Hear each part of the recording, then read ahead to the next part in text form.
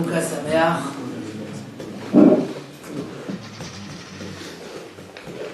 Baruch Hashem,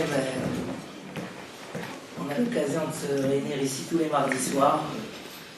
Et même je vois qu'il faut, c'est plus pour des jeunes, c'est pour tout le monde, il faut que Bezrat Hashem, tout le monde se renforce dans ce moment-là, qui est le mardi soir, un moment d'étude extraordinaire.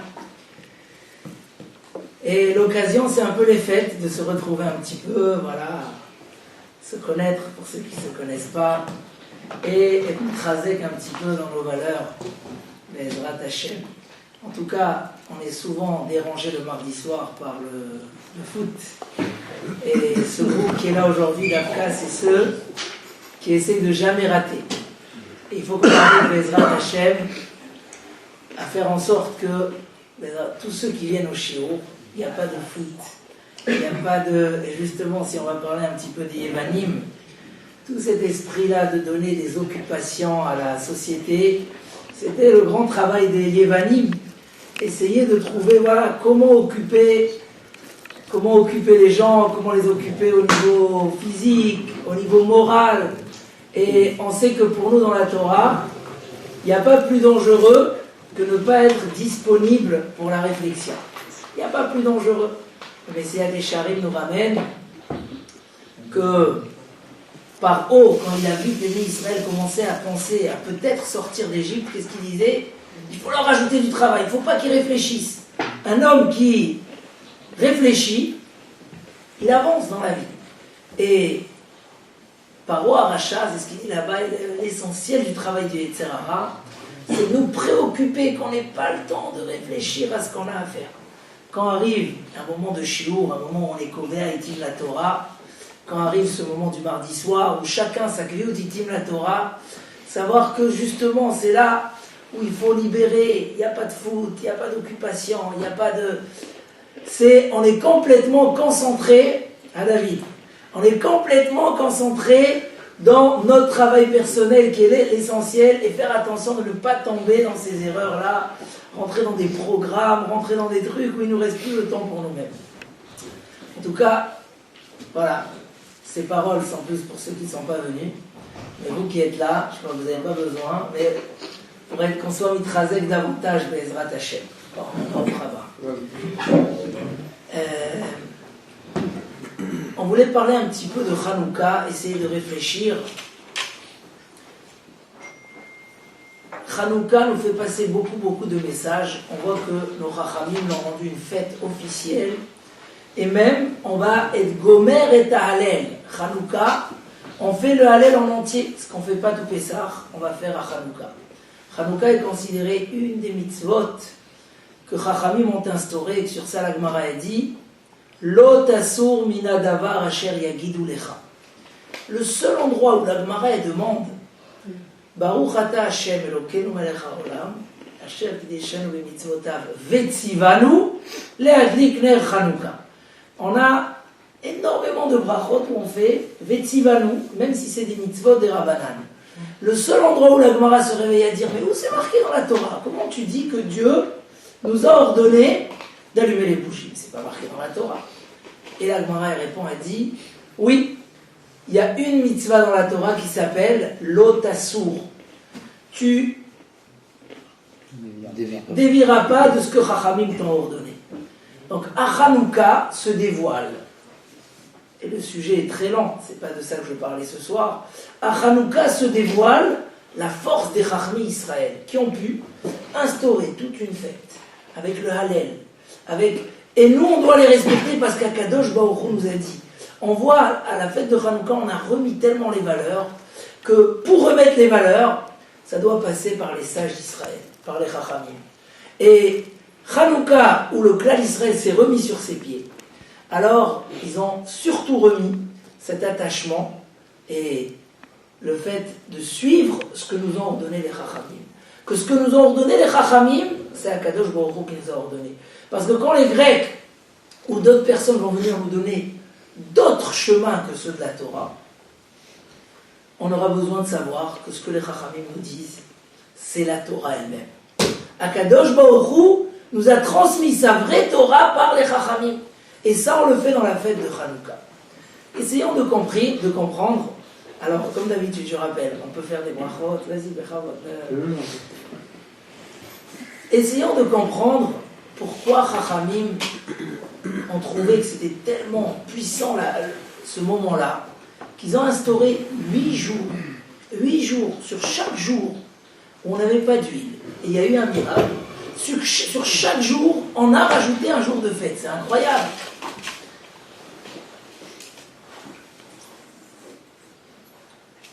Si on prend déjà un petit peu l'histoire, comment ça s'est passé, à quelle période exactement s'est passée l'histoire de Hanouka?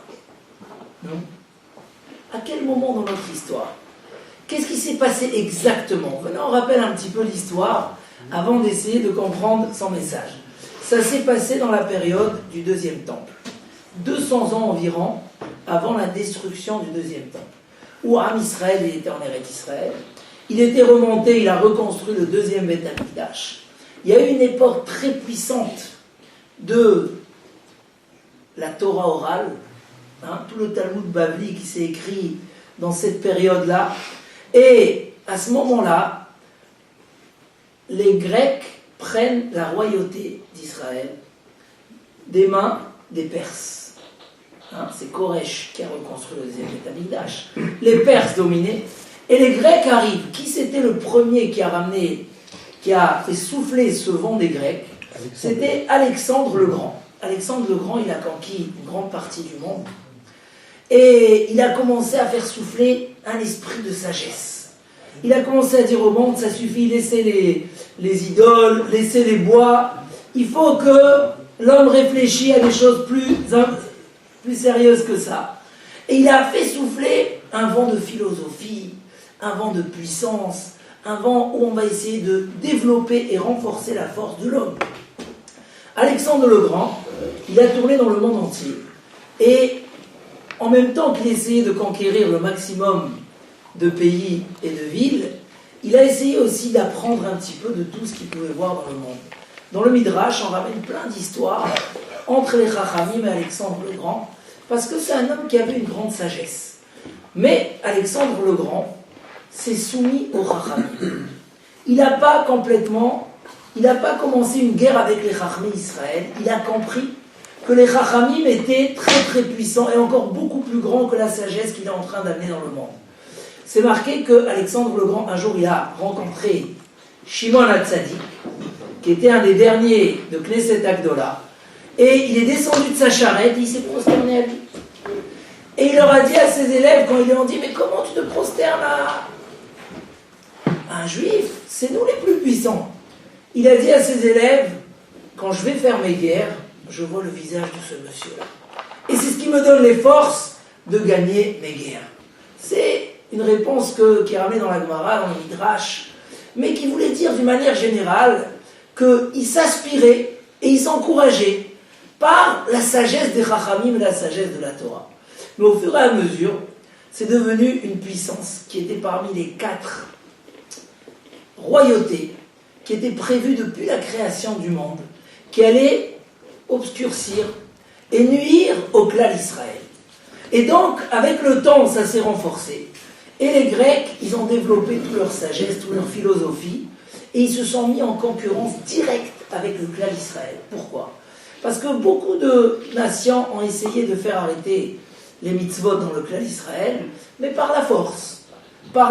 Alors que eux, ils ont dit, nous sommes égaux à vous. On a la sagesse. C'est quoi votre force? C'est la Chokhmat Torah, c'est la divinité. Nous aussi, on a une sagesse, et c'est pour ça que la difficulté se ressentait plus fort dans le clan d'Israël. Parce qu'ils venaient, ils disaient au Bnei Israël, on ne vous demande pas d'arrêter de ce que vous faites, on veut vous donner un échange. Vous enlevez la divinité de la sagesse, vous enlevez l'action de la sagesse, et vous restez uniquement dans une sagesse pure qui vient pour l'intérêt et le développement des plaisirs de l'homme. C'était une théorie qui pouvait rentrer, qui se mettait en concurrence, qui disait « Lanu ha-chokhma » c'est nous la chokhma. Pourquoi développer le spirituel de l'homme? On peut dire que l'homme, comme il a été créé, c'est comme ça qu'Akadosh Baruch Hu a voulu le créer. Il doit développer ses désirs, il doit développer ses capacités de profiter de la vie, tout en passant par une sagesse, une philosophie. Pas comme ça, comme un imbécile. Et ils ont essayé de faire rentrer cet esprit dans le clan d'Israël. Très peu de monde les ont suivis au début, malgré que ça avait une mauvaise influence sur le clan d'Israël. Avec le temps, ils ont vu que ça ne marche pas assez bien. Ils ont décidé de passer à la force et d'imposer leur civilisation. Et là, Antiochus Aracha est rentré avec force. Il a annulé les korbanot au Beth Amikdash. Il a interdit Shabbat, Chodesh et Mila, les mitzvot essentiels. Et c'est marqué qu'il a cassé 13 ouvertures dans le Héral, dans le Beth Amikdash. Il a fait 13 ouvertures. Et ils ont décidé de rendre impurs tous les huiles parce qu'ils avaient quelque chose de particulier contre la Ménorah. La Ménorah était un symbole de la divinité dans le clan d'Israël, de la Chokhmat Torah dans le clan d'Israël. Ce n'est pas le moment de développer, mais autour de ça, il y a des très très grandes idées qui viennent expliquer que la Ménorah, c'est le symbole de la sagesse juive. La sagesse où je mets Akadosh Baruch Hu et je ne fais rien. Une sagesse sans Akadosh Baruch Hu, c'est que du matériel, c'est que du mensonge. Et ils ont essayé de mettre par force. Et là, ce qui s'est passé dans l'histoire, c'est que le peuple s'est divisé en 3 parties. Certains se sont sauvés. Il y a beaucoup qui se sont sauvés dans les forêts. Si vous allez à Metzada, là-bas, dans les déserts, il y a plein, c'est marqué qu'ils allaient se cacher, ils faisaient les mitzvot dans des grottes. Il y a une histoire dans le Midrash qu'ils ont brûlé toute une grotte avec plus de 1000 personnes qui s'étaient cachées là-bas pour faire Shabbat. Une partie est restée en Eretz Israël à sa place, mais un peu forcée et une partie qui a décidé de prendre les choses en main. Ça a pris du temps. Il y a même une histoire là-bas qui est racontée qu'il y a une femme qui a eu un bébé et elle voulait réveiller un petit peu l'esprit Elle disait, on ne peut pas, jusqu'à quand on va continuer comme ça? Si on se tait, ils vont complètement... Et c'est marqué qu'elle a fait la brit milah à son fils. Elle est montée sur la muraille et elle s'est jetée avec son fils de la muraille. Et là, ça a réveillé les esprits. Jusqu'à quand? Elle voulait leur dire, voilà, il n'y a plus d'avenir, ni pour les familles, ni pour les enfants. Si vous continuez et vous laissez. Il y avait une partie du clan d'Israël, une minorité, qui était attirée après les Grecs, et qu'on appelait les Mithyavnim, ceux qui devenaient Grecs, les Mithyavnim. Les Mithyavnim ils n'ont pas voulu nous faire du mal au niveau physique. Ils nous disaient, vivez bien, on va même vous aider à bien vivre. Mais arrêtez avec Akadosh Baruch Hu, arrêtez avec la Torah et les mitzvot, prenez la partie de la chokhma de l'homme, la sagesse qu'on peut développer. Donc ça pouvait tenter certaines personnes de dire, voilà, on va bien vivre et on va... Et là, se sont réunis, après beaucoup de temps où ça a duré, se sont réunis les Hashmonaïm, un petit groupe, et ils ont décidé de faire la guerre pour la vie et la mort, mais pour sauver l'honneur de la Torah et l'honneur d'Akadosh Baruch Hu. Et il y a eu des miracles extraordinaires, comme on le dit dans la Tfila, ce Alanissim, qui est très lent par rapport à celui de Purim, on dit des choses extraordinaires, où Akadosh Baruch Hu leur a fait énormément de miracles. Eux, ils ont dit, comme dit Rav Dessler, il n'y a pas le choix. Quand c'est se battre pour la Torah, même si on est peu, il n'y a pas de logique, ils ont eu des miracles énormes. À part, t'écoutes Kevin, à part le miracle des bougies, ils ont eu des miracles. Dans la Tfila, on va dire comme ça. Bimé, Mordechai, Bimé Matitia ben Yochanan Kohen Gadol, Hashmonaï, quand les Grecs sont venus, etc., alors Akadosh Baruch Hu, tu les as aidés, Masarta Giborim Biat Halashim, tu as fait tomber des très puissants dans les mains des faibles. Des nombreux Rabim, ceux qui étaient très nombreux, ils sont tombés dans les mains des Me'atim. Rechaim Biat Tzadikim, Tmeim Biat Teorim, Lecha Asita Hashem Gadol Vekadosh Koralamar. Tu as fait avec ça un très grand nes. Alors, il y a eu le miracle de la guerre, et il y a eu derrière ça, le lendemain, ils sont rentrés au Beth Amikdash, et tout le monde connaît l'histoire. Ils ont trouvé de l'huile ou pas? Ils ont trouvé de l'huile? Au début, ils n'ont pas trouvé. Il n'y avait pas... Tous les huiles étaient rendues impures. Les Grecs se sont dérangés à trouver tous les petites fioles d'huile qui se promenaient, parce que derrière cette guerre, je vous ai dit, c'était pas une guerre physique, c'était pas une guerre, ils étaient prêts à laisser le clan d'Israël profiter, mais ils voulaient toucher à la Kedusha du clan d'Israël. Et donc ils n'ont pas trouvé, jusqu'à qu'ils ont réussi à trouver par miracle une petite fiole qui était tamponnée avec le tampon du Kohen Gadol, mais il y avait suffisamment que pour allumer pour un jour. Et d'après la halakha, ils auraient pu allumer avec de l'huile impure. Mais ils ne voulaient pas. Tout ce qu'on a fait la guerre, c'est pour amener la pureté dans le clan d'Israël. Alors ils ont pris cette petite fiole, et il y a eu ce miracle. Chaque jour, pour ça on allume encore une bougie, chaque jour c'est un nouveau miracle. Chaque jour, il n'y avait pas assez d'huile, et la fiole faisait couler encore de l'huile, et ils ont réussi à allumer 8 jours jusqu'à qu'ils ont refait de l'huile. Chaque jour, c'était un témoignage au clan d'Israël. Voilà, Akadosh Baruch Hu est là, Akadosh Baruch Hu est avec vous. Et la divinité, la Kedusha, fait partie du clan d'Israël. Donc je vous permets, et je vous aide, par miracle, de ramener la Kedusha dans le clan d'Israël. Tout dépend que de vous. Est-ce que vous avez décidé de se battre pour ces valeurs, ou, comme c'était au départ, vous les avez laissées, vous êtes affaiblis dans la avoda, ça vous touchait plus profondément. D'une manière générale, voilà l'histoire. Qu'est-ce qui s'est passé? Pourquoi Chachamim nous ont instauré de faire cette chose extraordinaire? Mais quand on voit la différence entre le Halanissim de Purim et le Halanissim de Hanouka, il y a une très grande différence. Très très grande différence.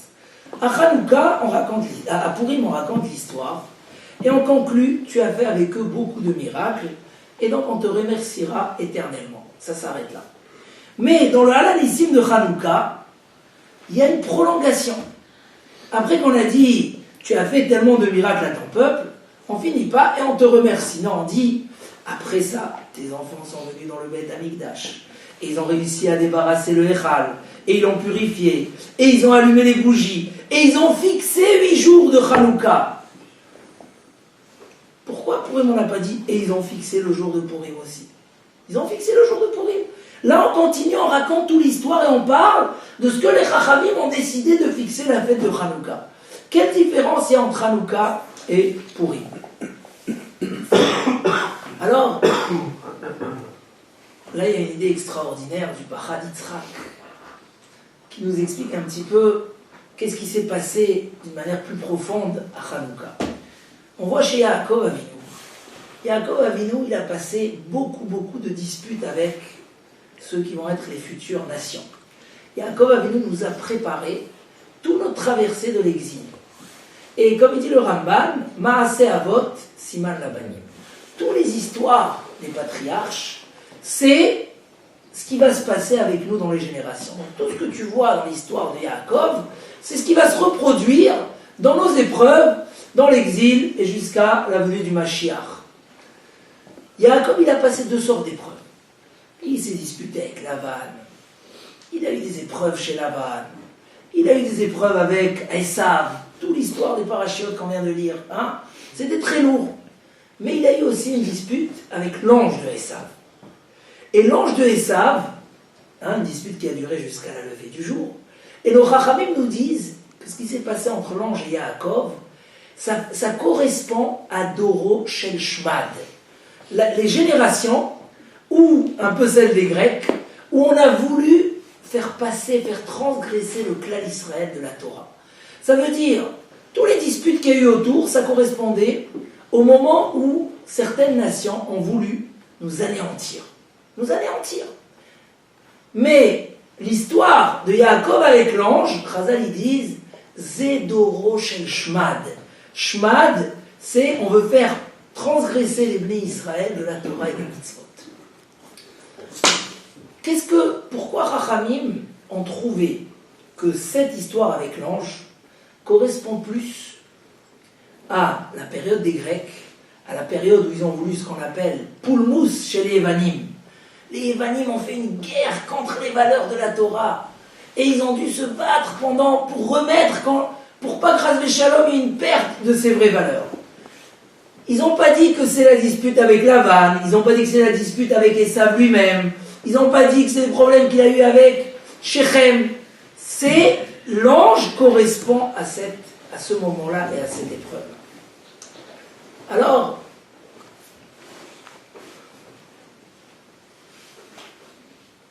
en fait, on est en train de nous expliquer, comme on l'a dit un petit peu tout à l'heure, qu'il y a deux sortes d'épreuves.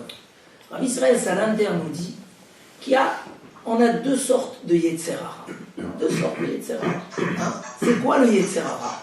On a parlé beaucoup de ça quand on a fait le cours de Parashat Bereshit. C'est quoi le Yetzer Hara? Non? C'est quoi le Yetzer Hara? Deux explications et les deux sont vraies. On a deux sortes de Yetzer Hara.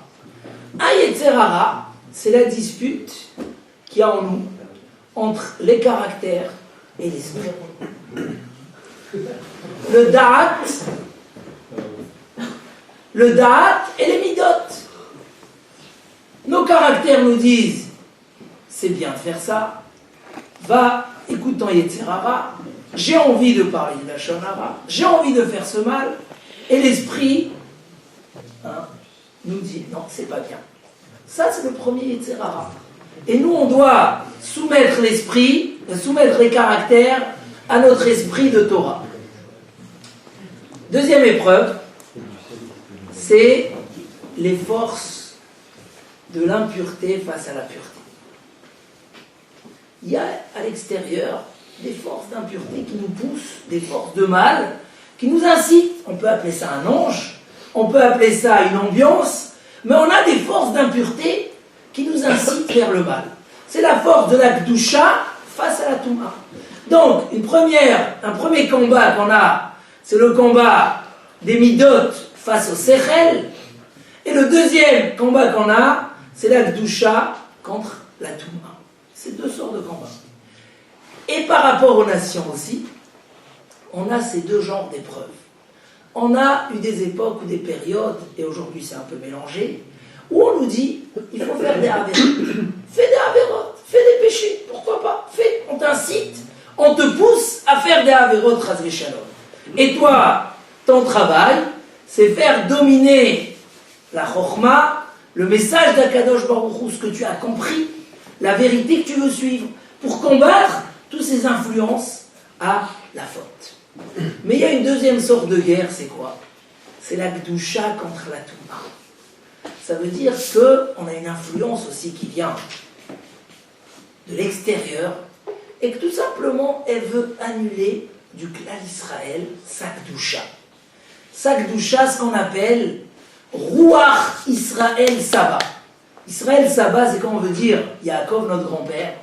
On dit le Ruach, l'aspiration, l'esprit que Yaakov Avinu nous a transmis, cet esprit de Kedusha, du clan Israël, d'être proche d'Akadosh Baruch Hu, d'aimer le bien, d'aimer les mitzvot.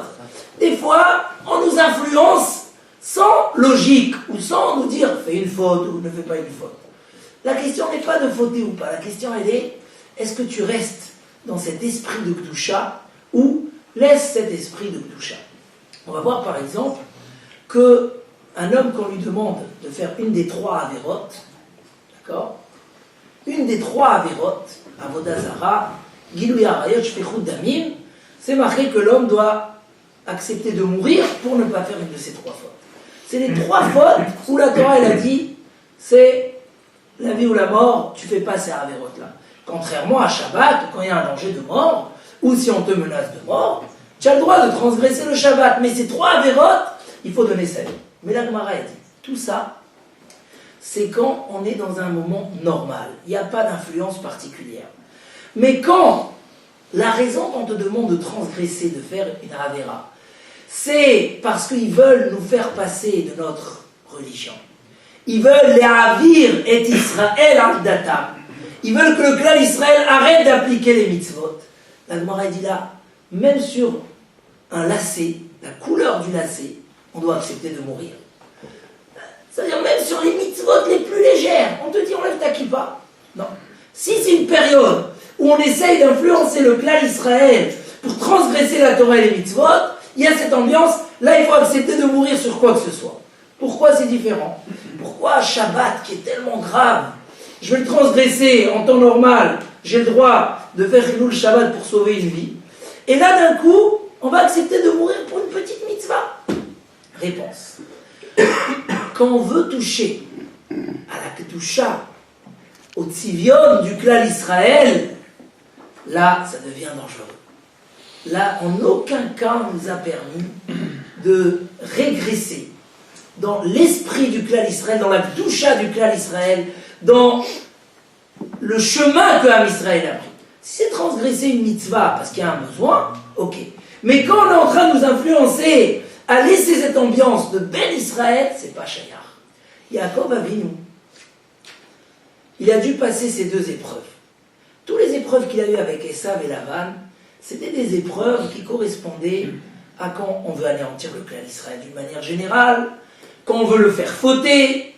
Bon, sur des détails, sur des choses précises, c'est les disputes que Yaakov a réussi à combattre, et il nous a sauvés, Hatzilé, Nina, Miad, Esav.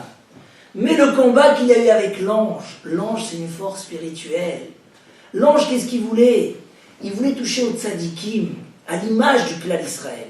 Le Sforno explique que toute la nuit, il a essayé de mettre la poussière, de lui faire passer des mauvaises pensées dans son esprit, de se remettre en question au niveau d'Akadosh Baruch Hu. Toute la nuit, il a essayé de lui montrer, de lui dire, tu sais, tes enfants, ils vont faire ça. Et voilà, il a essayé toute la nuit de le perturber.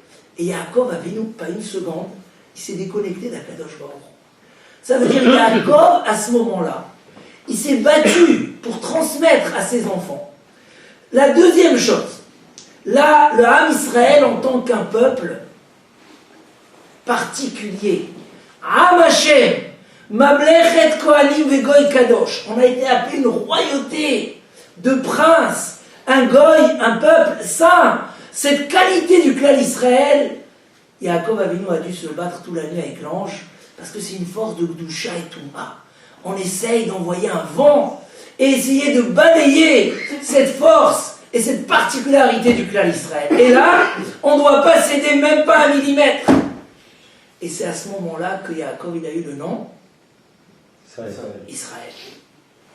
Parce que là, quand Yaakov il a réussi à donner au clan Israël cette dimension, cette grandeur qui ne va jamais s'arrêter, cette grandeur de savoir qu'on va se battre à l'intérieur de nous et des influences extérieures pour garder notre image, ce tzivion du clan Israël, ça on a un nouveau nom qui s'appelle Israël, qui veut dire Yachar El, direct vers Akadosh Baruch Hu, qui veut dire domination complète de toutes les forces extérieures qui peuvent être, parce que quand on veut toucher à notre Neshama, à notre Dusha, là du coup, chaque juif sait se battre jusqu'au bout. Dans la période de la Shoah, un livre là-bas extraordinaire qui s'appelle L'esprit qui a combattu le dragon. Et là-bas, des histoires tellement magnifiques. Des gens qui se sont battus dans les moments les plus durs pour garder une mitzvah dans la Shoah, pour faire leur soukha. Là-bas, celle qui écrit le livre, elle a passé toute la Shoah sans transgresser un Shabbat.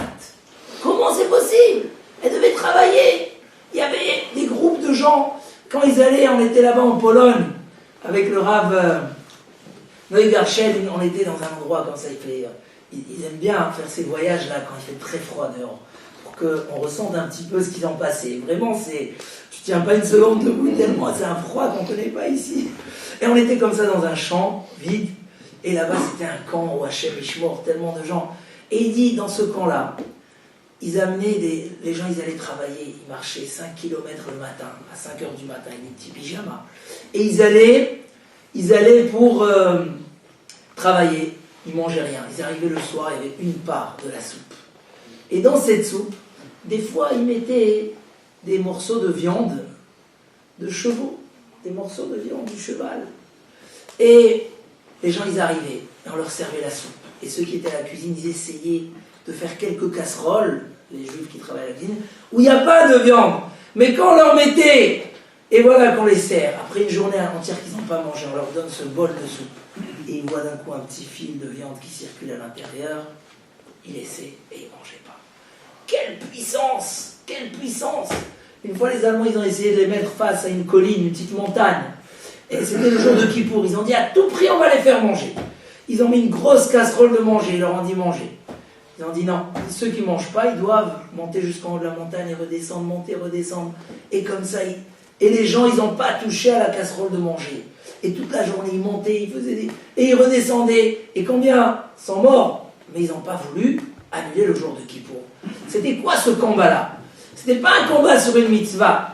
C'était cette envie de garder cette grandeur-là, de ne pas oublier que la Torah est avec nous, Am Israël, avec cette émouna. Rav Galinsky raconte qu'il était en Sibérie, il était des années en Sibérie, et voilà que le matin, il voit, il y avait à côté de lui un prisonnier, un très grand capitaine dans l'armée, un général très important, et il le voit tous les matins se réveiller à 6 heures du matin, aller quelque part, rester, je ne sais pas, 20 minutes, et il revient dans son lit. Un jour, il a dit, je suis curieux d'aller voir qu'est-ce qu'il fait ce monsieur.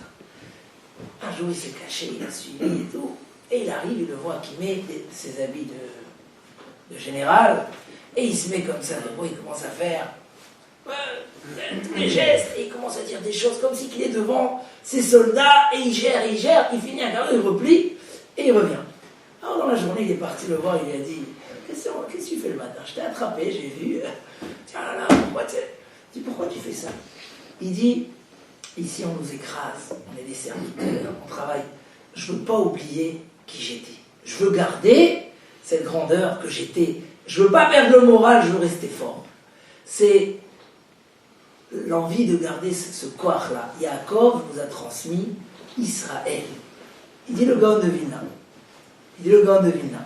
Qu'au moment de Matan Torah, quand Akadosh Baruch Hu a donné la Torah au clan d'Israël, avec un écart de 4 jours, il y a eu 2 choses.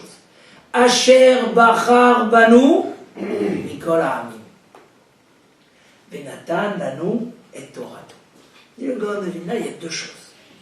Bachar Banu Mikol Ha'amim, c'est 4 jours avant Matan Torah. Il nous a choisis de toutes les nations. À ce moment-là, Moshe Rabbeinu a réuni le clan d'Israël, il leur a dit Ve'atem tiyuli mamlechet kohanim ve'goy kadosh. Préparez-vous, parce que vous serez pour moi une royauté de kohanim, une royauté de princes. Goy kadosh, un peuple de grandeur, un goy kadosh, avec des chemins, avec une conduite sur chaque détail dans la vie, avec ceux qui portent la couronne d'Akadosh Baruch Hu dans le monde. Vous serez pour moi. Ça, c'est, il nous a choisis de toutes les nations. La deuxième partie, c'est quoi? Venatan lanu et Torato. C'est quoi Venatan lanu et Torato? Il nous a donné la Torah et les mitzvot. C'est 2 parties.